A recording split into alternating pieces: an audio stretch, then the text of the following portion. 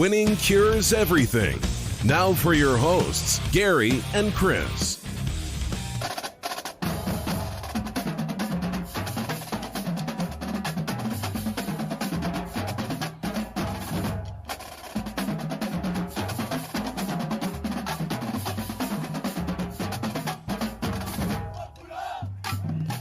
Welcome in, Winning Cures Everything. It is Monday, December the 14th. I'm Gary.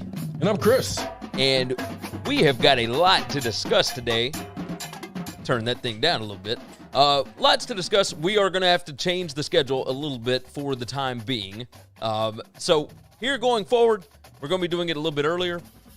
We just going to have to see how the days go. So we'll still do the live show. If you can catch us, absolutely, we would certainly appreciate that for you jumping in. Otherwise, you can always grab the podcast. You can rewatch later, etc. But we will continue to stream it as we do the show so that you can be a part of the conversation if you would like to be.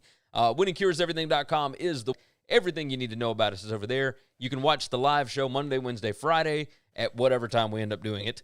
And we will be live on Periscope, Twitch, Facebook, and YouTube every single time. Make sure that you jump in for that. If you would like to jump in for the chat, of course, any of those different platforms that I just talked about will populate right there on your screen in the bottom left-hand corner. We've got quite a few people already watching. McKinnon said, great day to be an Auburn fan, boys. We're going to talk about it. We're going to talk about what's going on over on the Plains. We are going to recap the NFL weekend that was, or at least the Sunday that was. We already went over what happened on Thursday night with the Pats and the Rams. But yeah, we got a lot to talk about. SBRpicks.com/NCAAF. That is where you can find our college football gambling content this season. We will both have an article up this week. We've had articles every single week. And we do videos on Mondays, Tuesdays, and Saturdays. Had to get my dates straight in my head. Over there at 11 a.m. on Saturdays, 11 a.m. Eastern Time, that's when we do our closing line show. Tuesday afternoon, 6:30 p.m. Eastern Time is when we do our deep dives and whatnot. This is championship week. We got a lot to talk about in college football. Make sure you join us tomorrow afternoon. We'll rehash all this later on. But SBRpicks.com/NCAAF, or just head over to the YouTube machine and search out SBR Picks. That's the easiest way to find it. Brown Yeti jumps in. He said, what's up, fellas? Yep, we are doing this a touch early. We're glad that we've got some of the regulars in. Again, if you would like to chat, jump into whatever platform you are on. Jump into that chat. It'll populate right there on the screen on this video. So you will live forever in infamy or whatever else. It will be recorded and locked down. So be careful what you're saying. Chris, let's go on and start this bad boy off. And let's talk about Gus Malzahn. Auburn goes ahead and fires him. Now, we all saw the videos, right? We saw what happened with, he was dancing in the locker room after the Mississippi State win. It was an ugly, ugly ball game. But the next morning, Auburn comes out and releases that they have let Gus Malzahn go. He will no longer be the head football coach going forward. Kevin Steele, the defensive coordinator, is the interim coach for the time being. We'll see if they end up taking a bowl game. A lot of teams have already decided not to. But we'll see. We'll see. This is a year that you could probably get away with not playing in one and not having it look bad, you know. So, Alonzo Chico said, what up, players? My Gators disappointed me. Dan Mullen is delusional. Yeah. I mean, we talked about that on our podcast a little bit yesterday. Yes, if you haven't downloaded the podcast, make sure you go subscribe. We do an exclusive podcast on Sundays and Thursdays. That it's a guide to the weekend and then a recap of the weekend of college football. So go and make sure you subscribe and leave a nice 5-star review. But, Chris, I wanted to get your opinion here.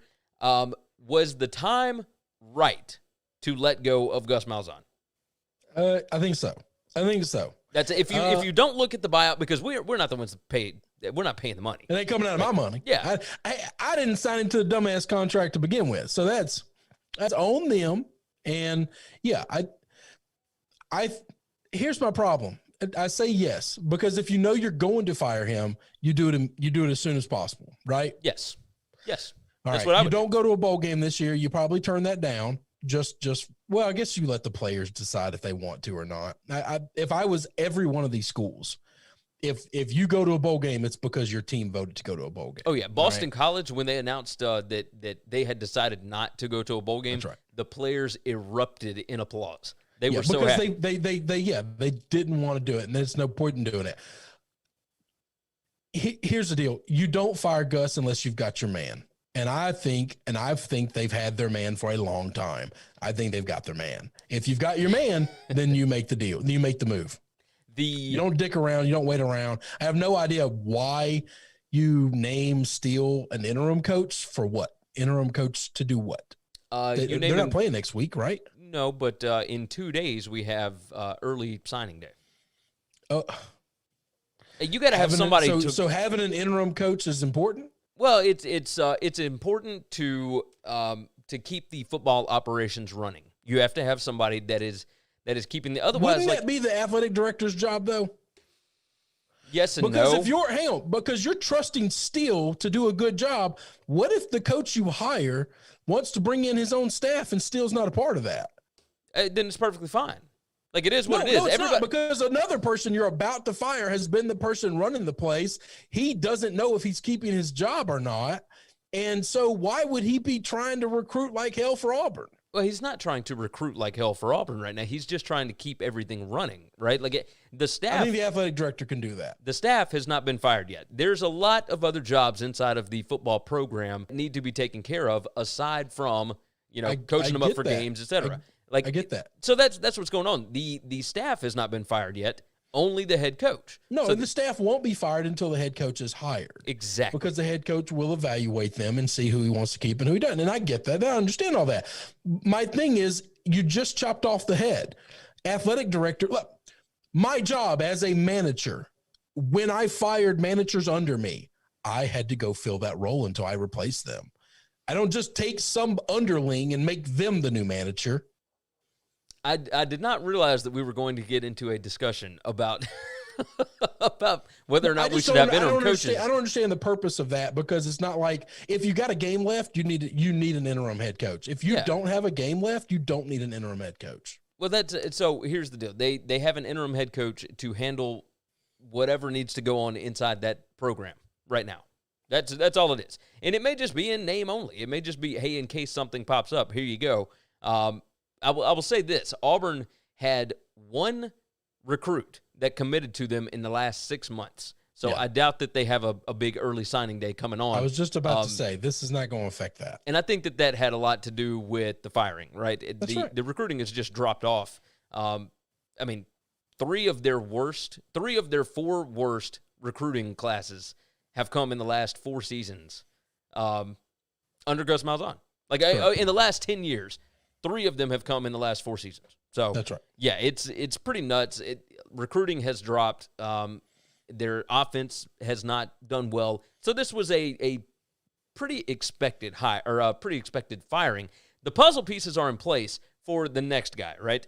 We have thought for a long time that it's going to be Hugh Freeze. He's over at Liberty. He's had success against Alabama. He had success at Ole Miss in the SEC. He was 1 4th and 25 stop against Arkansas from making it to Atlanta for the first time in Ole Miss history. Like, obviously, he's got success. And if you want to talk about the rogue thing, we talk about how perfect of a fit this is. Auburn doesn't care what anybody thinks. Hugh Freeze kind of the same way. They both kind of skirt the rules or at least they have in the past. Who knows how that's going to look this go round, but it's a perfect fit. It's absolutely a perfect fit. Both, like, Hugh Freeze uses his faith as a selling point. Auburn does the same thing. That's right. It's very much a perfect fit, and that's who we 100% believe. Now, there's a lot of stuff that's going to come out in the next week. It'll all be a smoke show. It'll be just for show, right? Just so that it doesn't look like, hey, we fired Gus because we already had his backup. Like, correct. There's optics that are involved here. They have to look like they're doing a search. Exactly. So they'll talk about a search firm, and they'll talk about this and that and blah, blah, blah, blah. But truth be told, it's going to be Hugh Freeze. The puzzle pieces are in place because they've already talked about, I believe it was Brett McMurphy that got the report that Art Briles will be the guy at Liberty if Hugh Freeze leaves. And Art Briles this morning went ahead and resigned his post as the high school coach at Mount Vernon, wherever, right? That's right. So he resigned. He's not resigning if he doesn't already have another job. You got it. You got it. I'm telling you, all these, I get hit up by people all the time. My boy McKinney, he's not the only one. Multiple people hit me up about this Auburn job. I'm connected to some friends. They go to Auburn. And I've tried to tell them, why do you ask me? You know the answer. I've been telling you the answer for 3 months. You're still asking me the same question. Yes. We talked about this. You know the damn answer. You think it's going to change? As soon as Hugh Freeze had, 3 wins under his belt this year, this thing was done. This was done. DONE done. First week of October, done. Called it then. Yeah. No, absolutely. We are the first national show to call that. Yeah, I would believe so. ESPN, Yahoo, any of y'all want to call Fox? You want to call us for an interview? We got it. Report it first here. October first week. We knew that this was going down a long time ago. When Adam Schefter tweets this thing out, that son of a bitch can take that down or give us credit. One of the two. You sound like The Rock right now. It's like, it doesn't matter what your name is. Oh, my God. Yes, most certainly. So we can talk about all these other names, Steve Sarkisian and whatever, right? Mario Cristobal. Kevin Steele might be an option. Kevin Steele is not an option. Somebody floated that out there. These sports writers are just bad at their jobs. No, it's not that they're bad. They are just looking for content. They're lazy. They're lazy. They're literally fabricating content. Throwing because stuff. They don't want to actually dig and do any journalism, so they'll just make some up. They're just writing fiction. They're throwing stuff against the wall just to see if something sticks. In case something goes crazy at the last minute, they want to see if maybe I could have maybe I predicted something. Maybe I did no.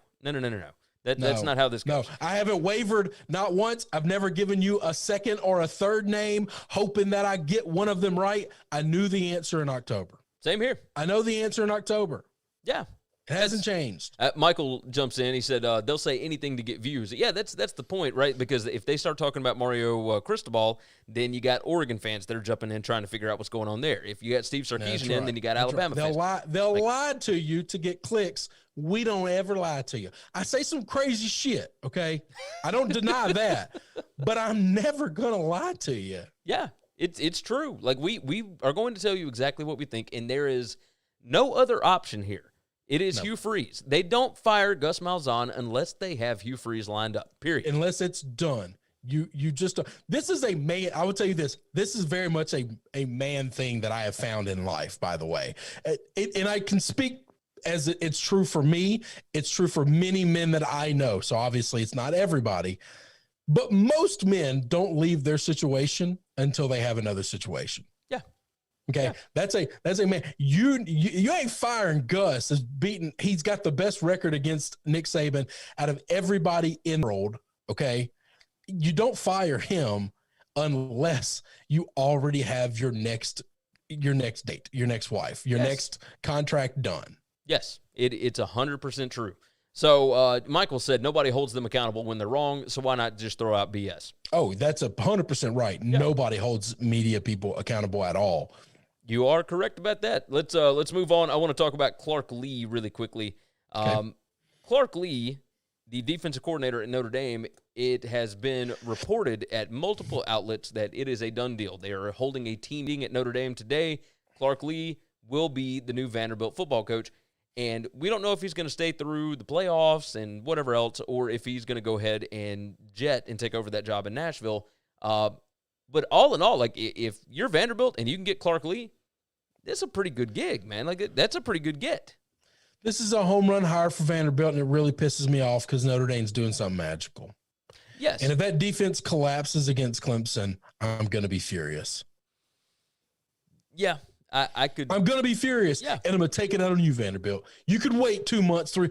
Clark Lea ain't coming in, in now today and getting some recruits for early signing day. All right, no, it's not happening. Ain't happening. You could have waited until this thing was done. And they might still do that, right? No, they're not, because now the cat's out of the bag. Those players at Notre Dame know the truth. Yeah, but are they not going to play as hard because their defensive coordinator? It's not about you. How much time is he spending building his staff at Vanderbilt, and how much time is he spending game planning for Clemson? That's a valid point. I don't know the answer to that, by the way. Now I'm challenging and speaking to this man's character and work ethic, and I don't mean to speak ill against because he's a hell of a coach. Yeah. No, he's done a great job this year. Can we just finish the season before we just start saying I'm going to take that job over there? Yeah, I mean,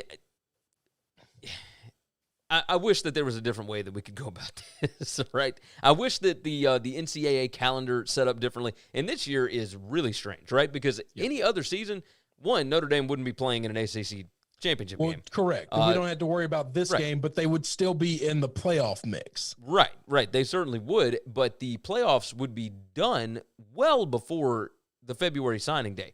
I'm okay with signing day. Yes, I'm okay with an early signing day. I would have done it before the season even starts. I would not be doing this thing in December. What is the purpose of a late December signing day and then an early February one? I don't know. College football is just trying to stay relevant as the NFL and NBA peak back up. Yeah, they're trying to not lose ground, and so you've got because I'll tell you why. This is exactly what it's a manufactured thing by all these sports TV shows and by the game of college football in the sense of they put everything into the playoff. So you've got 98% of the schools that are no longer care about football in the month of December, and so you have to have this thing that you put in December for all of the other schools. Okay, I can get with that. Michael said Aggie fans need Notre Dame to beat poor old Clemson one more time. Most certainly. Most certainly you do. Either that or have Northwestern pop up, one or the other. Or Notre Dame fans just want to see their team finally be a big boy and get the credit for it because they didn't get the credit for it the first time. So now they got to do it twice. That is 100% true. So good grab for Vanderbilt if this does come to fruition. It's been reported. I would have to imagine it is pretty official at this point. But yeah, I mean, overall, I think it's a good hire. I did not know if Clark should have taken this job. I mean, he's still really young. Really young. It's going to be tough because I do believe Tennessee is working through most of their problems, even if they ever change the coach again or not. They're getting better. I think Florida and Georgia are really good. I just think we see Missouri is a lot better than they are. Vanderbilt's just a hard job. Let's see. He is 38 years old. Just turned 38. Oh man, that is my age. Yeah, he graduated from Vanderbilt in 2004. If you had told me that he would get a job before Mike Elko, I just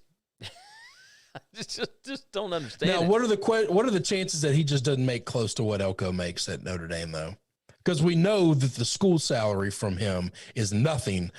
Are the boosters paying what some of these other coaches are getting paid for assistants? And we don't know the answer to that. Yeah, I mean, that's a good point. We'll never know the answer to that because they're a private school. We don't have to disclose that money. That's, I don't know. There's a world in which Elko at A&M is getting paid a lot of damn money. Oh, he is. That's why he ain't leaving for Vanderbilt. Yeah, but I guess Notre Dame probably is not paying near what Elko is making. Yeah, probably so. Yeah, I bet it's half. Yep. I bet it's half. Probably so. Clark Lea did follow Mike Elko from Bowling Green to Wake Forest to Notre Dame, and then when Elko left and took over A&M, Notre Dame offered Lee the defensive coordinator position. He's been the DC for 3 years. And he's been good, too. He's been good. Oh, yeah. And now he is the head coach at Vanderbilt University.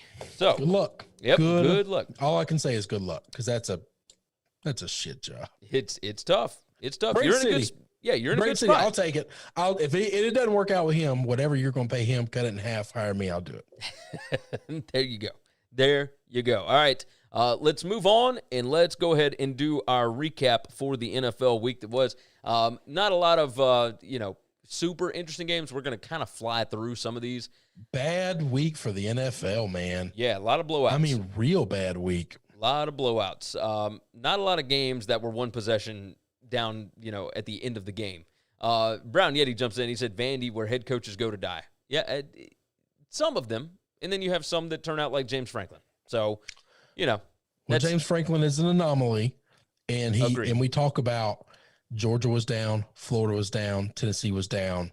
It took a very unique circumstance for Vanderbilt to be special. Woo-hoo. Hey, breaking news. Did you see this? No. Washington is out of the Pac-12 title game because of COVID issues. Oregon will face USC on Friday. Oh. Interesting, huh? Vindication. So now Oregon. All it took was Mario Cristobal's name being thrown around for a job at Auburn, and Oregon's got to figure out how to boost their claim. All right. Let's talk about the. Let's roll. Let's talk about the NFL recap. Where do you want to start? What do you want to do? I'm going to start off with the Bears and the Texans.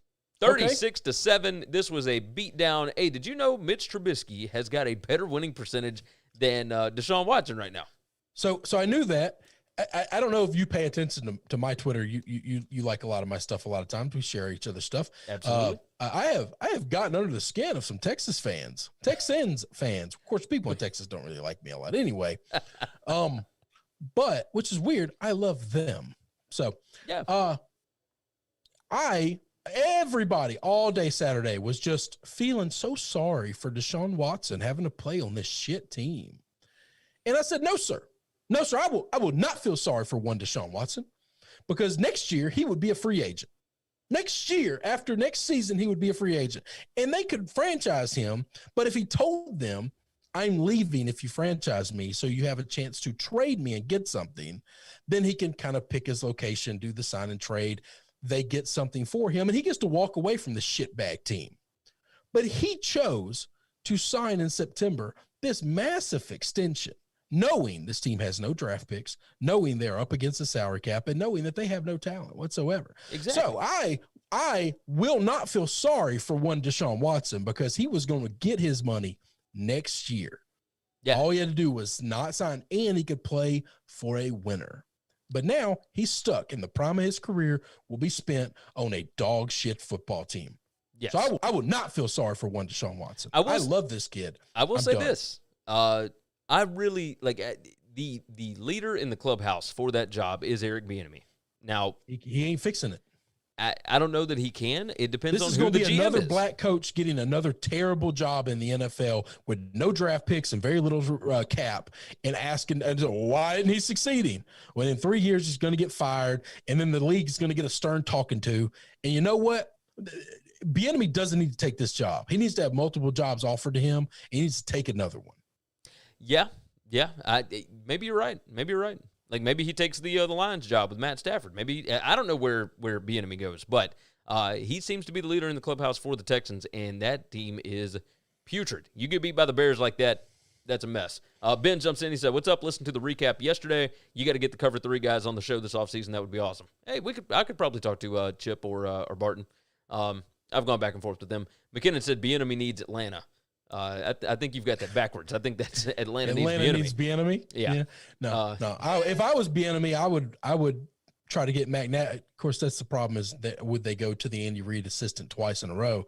I'd try to get Matt Nagy up and out into the wall and out of there, and I would want that Bears job. Yeah. Because I do believe that you could just go draft a quarterback. They really are a quarterback away from being a really good football team. Yeah, I think there's going to be 7 of them out of this draft. Hey. I'd take any of those 7 over any of them in the roster. I'd draft 2 of them. Did you see what Michael said?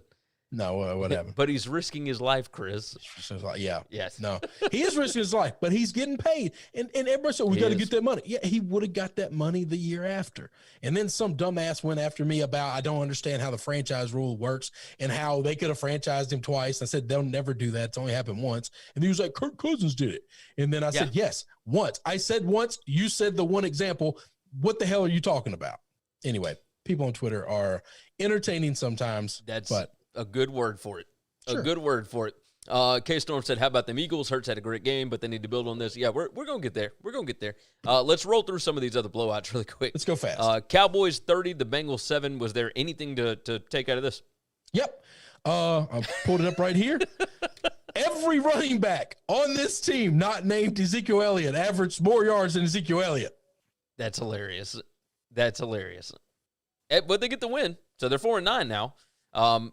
What are the standings for the NFC East as it sits right now? I'm pulling it up right this second.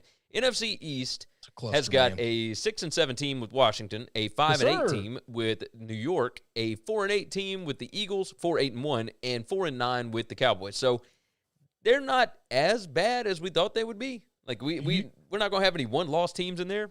But do you remember back about week 4 or 5? I had to go look at the date. Your boy went and got a ticket on the football team winning this division. oh yes, you did. Plus 1,100. Plus 1,100, baby. Woo! I'm feeling so good. And we're getting close. I need some semblance of an offense. I don't know that I can trust Chase Young to be the guy that scored every time. That's not going to go well for me. Can anybody in the Washington football, anybody in the DNC play quarterback at all? If you can, listen, go out call my boy Ron, just show up, sling it a little bit. I need some help. I need any offense whatsoever. This is a fun football team. That defense is serious. They are, and they have been for a while. They've just had to deal with a bunch of injuries. They ain't got a bunch of injuries now. It's amazing. You clean out that medical staff, you clean out that coaching staff. Ron and Rivera all of a sudden, is just a leader. They have 2 great defensive coaches. 2 great, not good, great defensive coaches. And Ron Rivera and Blackjack Del Rio. And I love this staff. I love what they're doing. They are a quarterback away. They got good young talent on offense. That is a team that is they're a trigger man away from being real scary. Yes. McKinnon jumps in. By needing, I meant that Bieniemy deserves the resources in culture that Atlanta has. No other open head coaching position this year has the team and resources the Falcons have. I truly believe he would be successful there. Well, yeah, between the Atlanta, the Lions, and the Texans, that's right. But those aren't the only open jobs when this thing's all said and done. You are correct. K-Storm said, need the Ravens to win by 3 to win my parlay. Well, here's hoping, brother. Here's hoping. But no, here's not hoping, because Chris wants the Browns to win this. I was just about to say, yeah, Gary can hope that. I'm not hoping for it. I ain't worried about none of it. The Brown Yeti said Washington is going to win this, and the D is great because at least they were drafting defensive players. Well, yeah. I mean, they drafted a bunch of defensive players, but they made sure that their defense was stacked with talent. And once they got everybody healthy and they got a decent head coach and they're better than decent, a good coaching staff in there, they're good to go. Michael said Ron Rivera is legit. I've always liked Del Rio. Miss him in Denver. Yeah. I loved when he was at the Raiders. You know how much I love that team. And then they went and got Gruden, and I thought, well, I'm out on the Raiders now. Yep. There it goes. All right. Next up, Cardinals 26, Giants 7. Yeah, this is about what we expected, right? I didn't, but Kyler looked hurt we always give the excuse that somebody's hurt when they're really bad. He looked bad for like 3 weeks straight. This week he didn't look bad. No, he was 24 out of 35, 244 yards, 1 touchdown. Kenyon Drake had 80 yards rushing on 23 carries with 1 touchdown, and DeAndre Hopkins does what he does. You know, this is the first game where Drake actually had a real good game in a long time. Oh yes, that guy had disappeared for a large section of this season. That I will tell you this: even in this game, I feel like the offensive line has some problems. For the Giants? No, for the Cardinals. Cardinals. I still feel like, even though they got a massive win here, it still feels like there's something just not quite gelling with that offensive line. When Murray is, I still don't know that he's super healthy. But when he can't run around and he can't move the pocket as well, that's when it really starts to show up, and that's what it's been for the last however many weeks. So, maybe I'm crazy, but that's what I saw. You're not crazy. This team is going to go as Murray goes, and we just need to know, when Murray's going to go. Yeah, no, you're right. Chiefs 33, the Dolphins 27. Patrick Mahomes is just ridiculous. This is the worst game he's had in his career. 24 out of 34, 393 yards, 2 touchdowns. You think this is the worst game? I mean, 3 interceptions, yeah, but it's a pretty good defense. No, it's not a knock on Miami. They made him play. They shut him down. They kind of dominate this game from the second half on. Yeah. Okay. Tua looked all right in this game in a comeback effort. Especially in the comeback. Yeah. In the comeback, and what was garbage time? Sure. Just that first. No, this is not. I'm not just trying to hate, man. No, it's okay. I'm just saying that first touchdown looked like somebody with a handicap was throwing it. That's okay. That's totally fair. All right. That's totally fair. And that was the only score for 80% of the game. And then you're down by 20, and he comes back late and gets a couple of drives going in some. Hey, he got me a cover. He did get the cover. He didn't deserve it. He covered didn't earn it, but he had the cover. But I'm just saying, when the Chiefs are at their best, there's nobody in the world that can beat this team. They really Yes, I are agree. playing it on video game like level easy. Yeah, that's kind of what it seems like. That's absolutely what it seems This like. is the worst game Patrick Mahomes has ever had. And yes. they still kind of kick their ass. Oh, yeah. That's the scary thing, right? When he plays his worst, they are still, double digits better than pretty much everybody. Everybody else, it's just insane. It's almost not fair. But it's fun. It is fun as long as you're not going against them. The Buccaneers get a win over the Vikings 26-14. Dalvin Cook got his 100 yards, but they kind of wrapped him up for the majority of this game. Bucks only giving up 14 points against a team that is very run-heavy. That makes sense to me. We called this on last Wednesday's show. Yep. Makes sense. Dan Bailey, I am surprised he is still alive right now. Yeah. I mean, I'm really, really surprised he didn't get pushed out of the plane. I'm serious. I'm not kidding. That dude, he definitely cost everybody the cover because he missed 8 points. 10 poents. Sorry. 3 field goals that are all makeable field goals in the NFL and an extra point. Extra point. Yep. And this ain't like, he's just a hair off. He's missing these about as bad as you can possibly miss. If I went out there to try to kick a field goal right now, it don't look a whole lot different than what they're paying Dan to do. I will side with you on that. For him to be a professional kicker, that was about as poor a performance as you could get. It was pretty bad. Jumping into the chat here, Matt said Murray runs like a little kid that did something wrong. Yeah, it's because he's small. He just looks like a little kid. McKinnon said, "Okay, worst game is 2 tip picks, Chris." I get it. I get what he's saying. But that is his worst game. Can you name a game where he was worse than that? I mean, last week they didn't get it into the end zone, and they just settled for a shitload of field goals, but they still moved the offense up and down the field pretty easily. Brown Yeti said 300-plus yards, and that's considered shutting him down. Yeah. Well, yeah. It's scary. Yeah, I thought so. I watched this game, and I thought, man, he was running. Human. He was running for his life for a lot of that game. That's right. He just was.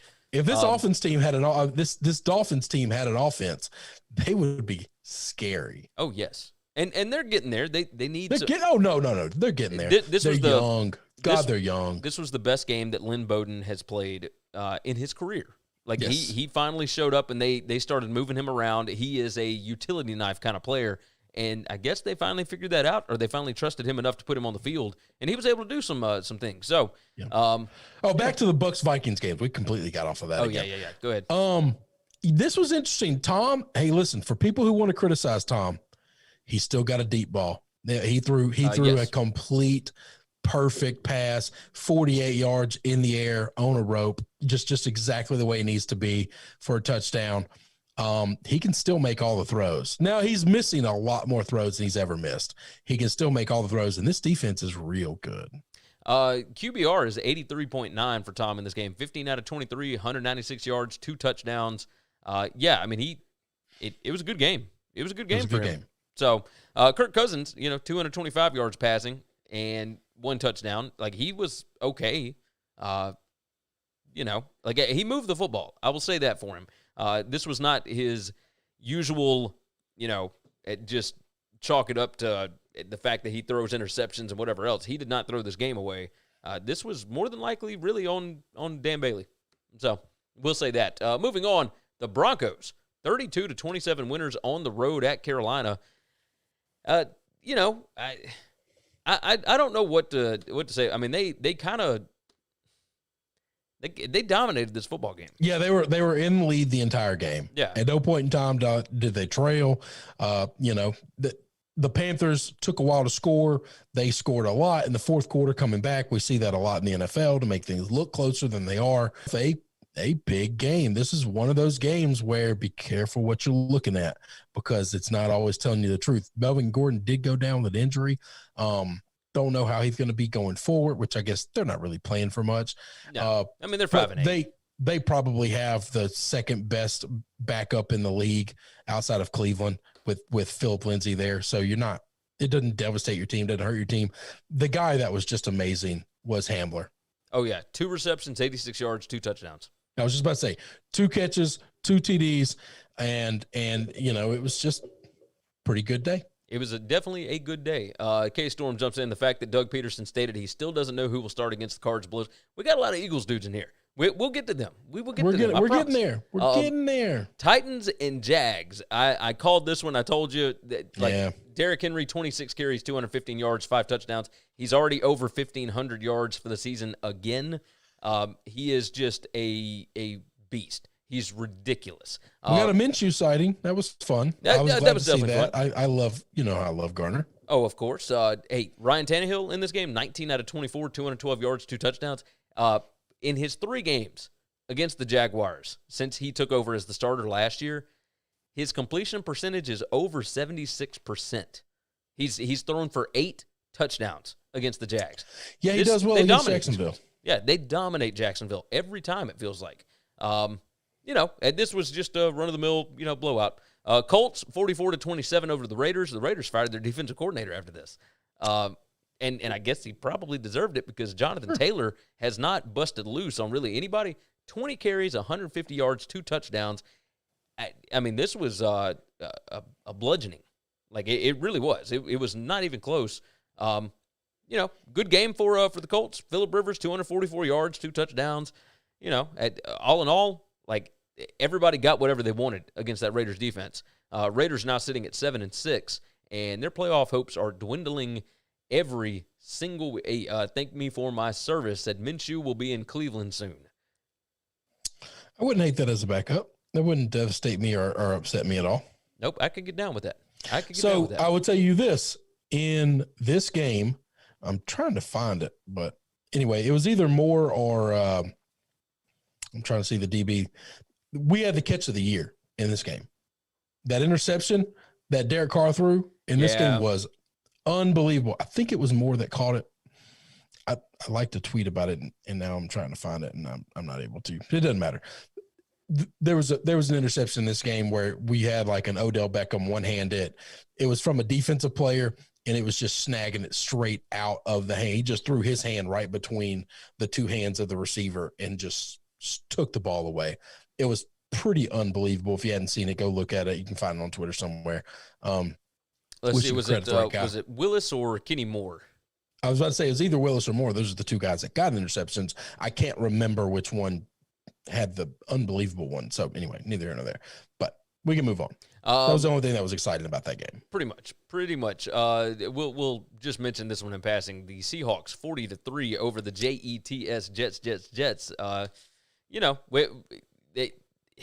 You fire Greg Williams. You don't have a DC going into this game. That's not where you want to be when you got the Seahawks coming up. Even if Greg Williams is not very good at his job, it's still better than not having one. So, this was just ridiculous. So the Jets are 3 games away from being absolutely perfect on the season. Ben LaFlamme says, has the Gruden experiment failed yet? No, I mean, they're still 7-6. Like, I think they're all right. It's just they're okay. I'm going to call it. In his 10 years as the 10-year, $100 million guy, I don't think he's going to win a Super Bowl. But I think they'll be half and half, 50-50 on making the playoffs.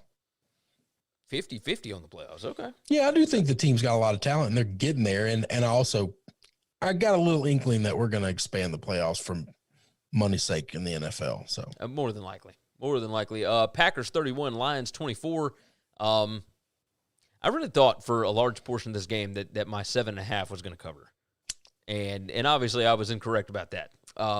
This Lions team has got fight, man. As soon as Patricia was gone, they just look different. They fight like hell. They're not good, but they fight, man. They're hard to beat. They're hard to kill. Yeah, you are correct about that.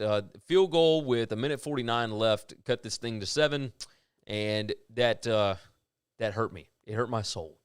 So, and Mason Crosby kicked one with 3:30 left to go up by 10. I thought that was all she wrote. I thought I got the cover. No, man. Lions team will drive and score, baby. They drive and score fast. Let's talk right quick. I'm going to bring up 2 games before we get to the Eagles and the Saints. Chargers 20 and the Falcons 17. This was a fairly good game, I guess. Matt Ryan throwing an interception in the 4th quarter cost them this game, and I don't know what to think about Matt Ryan anymore. They got to move on from him. Yeah, I mean he's getting on up there. New coach, new life, new everything. They got to move on. Yeah, they really do. The Chargers, so Justin Herbert finally gets another win. It was several weeks, and this is a nice bounce back from a 45-0 beatdown a couple of weeks ago against, last week against the Patriots. So, they looked better in this spot, and cheers to them. Cheers to them. Washington 23-15 over the 49ers. 49ers are now 5-8. Not good. Their record at quote unquote home is 1-6 this year. Like it's really weird. But at Washington did what they had to do. J.D. McKissick, 11 carries, 68 yards. The running game, they found something with it. I don't know. This was the bad offense all the way around. Yeah, just on both sides. I'm about to say just total yards is just terrible. Lots of turnovers, lots of just all defense and field goals. So yes, I agree. Before we get to the Sunday night game, the Saints and the Eagles. The Eagles 24, the Saints 21, and Taysom Hill. The numbers look okay until you look at the interception. They could not run the football really. 20 carries, 96 yards. That's not bad. 4.8 yards per carry. This was weird. Taysom Hill got sacked 5 times. Jalen Hurts comes out 17 out of 30, 167 yards, 1 touchdown, and he ran the ball 18 times for 106 yards, and Miles Sanders ran 14 times for 115 yards and 2 touchdowns. So they averaged 6.8 yards a carry. They had 246 yards of rushing offense and then passed for another 167. The Eagles look like a significantly better team with Hurts as their quarterback, and it may have just been a one-game kind of thing because they didn't know what to expect with Jalen Hurts in there, but you have to, for Doug Peterson to come out and say, I don't know who's going to be the starter next week. I think that's just shell games. I guess, but they didn't do it last week. I think he does know. I mean, last week he came out and said immediately, hey, Jalen Hurts is our starter. He said it like Sunday night last week.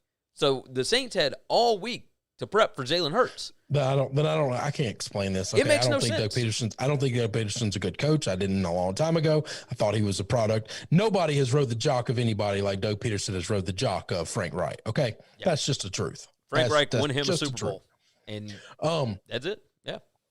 So with saying that, the best friend for a running back is a running quarterback. Okay. Yeah. I say this all the time. You've got enough videotape to prove it at the college level, at the NFL level. It is significantly easier to run the football as a running back if the other team has to worry about the quarterback running it also. They can't shut both of you down. It's just not possible. The Saints haven't given up a 100-yard rusher all year, and everybody's freaking out because this game they gave up 2. And I thought that made complete sense because I understand how running quarterbacks make the running game so much harder to defend. I don't do this shit for a living, and I know this. It bothers me that other people don't know this. So neither here nor there. I don't know how to stop it. I do think they are better with this game. It's just going to be running the football all day long. I mean, they're going to look a lot like the Patriots look. Yeah, There's going to be games where they're going to be able to catch people, and there's going to be games where they're going to be able to get shut down and can't do anything. Yeah, they will be blown out if they ever get behind. They are in massive trouble. And this is the Saints' problem, by the way. As soon as they got down by 17 points, it's over. Yeah, because they can't throw the ball down the field to catch up. Exactly. I mean, you're 100% right. So my question about the Saints is this. I want to get on them for a minute. At what point do they go to Jameis? At what point are these coaches so damn hard-headed? Because you got the same thing in Sean Payton as you do with Bill Belichick. The guy you got doesn't look good. What is the logic and reasoning between not giving the shot to the guy behind him? Just a chance. So one chance. I will say this. They were 3-0 with Taysom. Or was it 4-0? I agree. And that's no, they were 3-0. And so that's the deal, right? Is okay, we think that but we're winning. You're 3-0, barely winning games. Exactly. You know your offense has completely disappeared. You're not dominating. At what point do you say in this game we're down by 17 and our offense looks like dog shit? Let's let the guy come in and throw the football, throw it. Yeah, and they came out in the third quarter and cut that thing down to 17-14. That's right. But they fought, but that's the thing. Like once you get down, if you don't have an explosive passing game, you're kind of in trouble. And I mean, this thing was really 24-14 because like to catch up, you're eating clock as well, and the clock is not really your friend. Exactly. I don't know that the Saints have a lot to worry about just yet, but the way that the offenses are going in the NFL, like, I don't know that you can win with these types of quarterbacks. Maybe I'm crazy. I agree. Matt said Jameis can get them to eat that W. Yeah, there you go. 1K Family said, I love this show. What's the best bet for tonight? Ravens, Browns, what do you like for this evening before we get to I Sunday like my Night Football? Brownies. I think we're going to win the football game. I think we're going to end up taking first place when it's all said and done. I think we're winning the division. Okay. I can get down I think with the this. Steelers have one win in them, and it's against the Bengals. After that, they're going to lose out. I can get down with it. Cheers to it. If that happened, man, could you imagine? They may as well just go ahead and build a statue to Stefanski. I mean, good gracious. If he can find a way to win a division with Baker Mayfield. If he can win a division where the Steelers started the season 11-0, that's pretty much. Now, I'll tell you this. A lot of that's all fandom. Okay, listen, you can do whatever the hell you want with it. All right, I know what I'm doing with mine. I'm taking the points. That's fair. My logic is this. I think it's going to be a tight game. You can get the hook. I'm taking the points. Makes sense. Ryan comes in. I thought the Saints recovered the onside kick. So that was tough to tell. I thought the other way. Like, when I watched it, like, because I had to go back and you and I were recording when the onside kick was going on. But when I went back and watched it, I mean, it looked to me like the Eagles got that thing. But maybe, I mean, who knows? I thought he got it too, but at the same time, like, I'm not going to – it wasn't so clear that I'm going to be upset either way you call it. Yeah. Hey, Ryan asked, Chris, does your boy Nick Chubb go for 100 rushing yards tonight?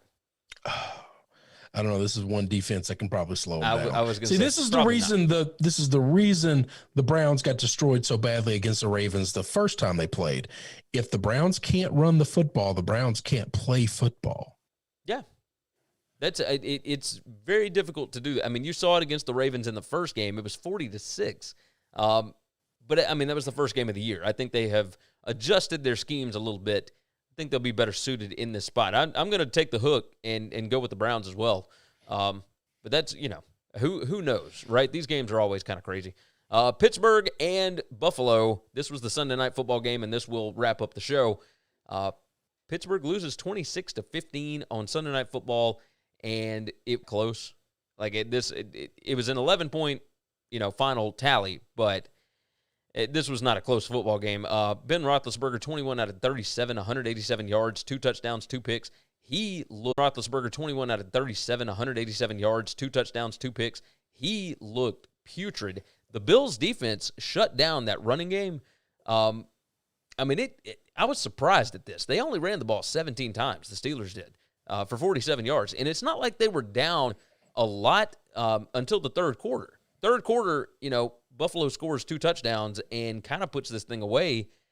And the Steelers are kind of in one of those spots that we just talked about with the Saints and with the Eagles. That offense ain't explosive. Nope. So if their defense gets shut down, and I talked about Bud Dupree being very, very important for this defense, without him, they got some issues, man. They got major league problems.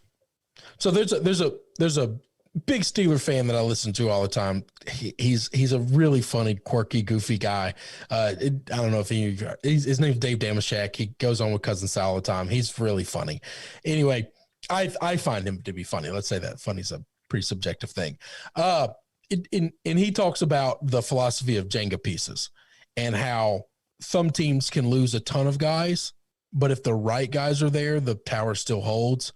And some teams can lose one guy and everything collapses. And he believes that so much of the Steelers' defense is built upon what they are able to do around Bud Dupree. And he's the Jenga piece. While that defense, everybody else is still there. You still got Minka. You still got TJ. You still got all these other guys. Bud Dupree is the Jenga piece that holds the tower up. And the problem that I have with that is I agree with him. That means we never, ever, ever, ever, ever need to speak of TJ Watt's name in Defensive Player of the Year or Minka Fitzpatrick's, because if you're not the Jenga piece that holds the thing up and the team can win or lose without you, then you can't ever have that award. I tend to agree with that. Like, you can get a lot of stats on defense. Yes, but you get them because the other people wreak havoc. And Aaron Donald is the quintessential, wonder boy for this. Oh yeah, he doesn't get a lot of tackles. He doesn't get a lot of sacks because he's double and triple teamed. Because he because he plays in the middle of the line. Agreed. And that's the single hardest place to get through. But what I'm saying is he gets double teamed and triple teamed. That leaves an open spot for somebody else. That's right. For two somebody else's. And that's where you're seeing all of a sudden TJ Watts looks normal. And he, they're able to get the ball out without him wreaking havoc and all this other stuff. Well, what changed? Maybe we should start giving half of his numbers to Dupree. So it's that kind of thing. I think the Jenga piece has fallen. I think this Bills team, Steelers team is in trouble. Oh, they certainly are, because I thought they were fraudulent to begin with. They already lost Devin Bush for the year, and he's a pretty important piece as well. They were able to kind of fix some things. They put some duct tape on it and whatever. They were able to continue winning. But once you lose Devin Bush and Bud Dupree, those are two massive parts of that defense. And, the backups just are not as good as those guys. McKinnon jumps in. It was beautiful. Love seeing the Steelers lose. Ryan said, it's like what Chris said, Big Ben can't throw down the field. Ha, ha, ha, ha. K-Storm said, Pittsburgh, sorry ass, has killed my hard-fought teaser bet before my eyes. Brown Yeti, the Bills will take that 2 seed and make it to the AFC Championship game. I've said it all season. Ryan said, are you guys going to do an NBA show starting December 22nd? No, we'll talk the NBA here and there, but no. Yep. That ain't our NBA show. That ain't our thing. Go and check out the guys over at SBR. They have got a fantastic NBA show. Jammin' J Money, like he's great. So go and watch them. They know what they're talking about. They jump in there every morning talking about this stuff. We just watch the NBA here and there for fun. Like we'll watch the Grizzlies. But getting back to the Steelers, I have hated on them all year, and people just call you a hater, but they don't understand. It's not because I dislike this team. It's because my eyes are telling me they're not really good. I know the record says they're great, but my eyeballs have told me they're not good. Well, the record is set up against, this schedule is putrid. Look, the Giants, the Broncos, the Texans, the Eagles, the Browns, the Titans, the Ravens, the Cowboys, the Bengals, the Jags, the Ravens again, and that was the COVID Ravens, and they did not really dominate anybody. And and then they lose at home to Washington. They go on the road, and they get kind of dominated by the Bills. This is an okay team that can win a game if they can find a way to drag you down into the mud. Yeah. That's about it. They can't dominate anybody. So right. Is what it is. Yeah, let's go ahead and jump out of this thing. All right, go to winningcureseverything.com. Do us a favor. Make sure you're subscribed everywhere you need to be subscribed. That includes the podcast. We would certainly appreciate that. We are building Brown Yeti said your hate is well-founded, Chris. Yeah, I would say that. But yeah, make sure you subscribe to the podcast. We are trying to grow that as much as humanly possible. We certainly appreciate it. With us doing these early shows, that would be the easiest way for you to listen in and listen to what we're doing. You can subscribe everywhere else as well, YouTube, Facebook, Periscope, Twitch, whatever, if you want to check in on the live shows. We've got, a lot of stuff coming up. It's a full December of football, and we are going to be covering every bit of it. SBRpicks.com/NCAAF. We're going to have a video for all the different bowl games, etc. Just go search out SBR Picks on YouTube and check that bad boy out. If there's nothing else, Chris, I think we can go ahead and get out of this thing. Yeah, I don't see anything breaking. I was trying to check to see if anything popped up, but no. Nothing other than that Pac-12 championship game, yep. I don't believe. So we will leave it on that. We will be over on SBR Picks on YouTube tomorrow at 6:30 p.m. Eastern Time. And we would appreciate it if you would join us over there tomorrow. We'll be back here on Winning Cures Everything, WCE. I wanted to say both at the same time, on Wednesday. So we appreciate you guys. Take care of yourself. Take care of each other. And hopefully we can cash some tickets tonight. Thanks for checking out Winning Cures Everything. If you want to keep up with us, hit subscribe on YouTube or your favorite podcast app. Visit the website at winningcureseverything.com, or you can like us on Facebook or follow us at Winning Cures, at Gary WCE, or at Chris B. Giannini on Twitter. Share out the show, leave a nice review, and make sure to comment and tweet us.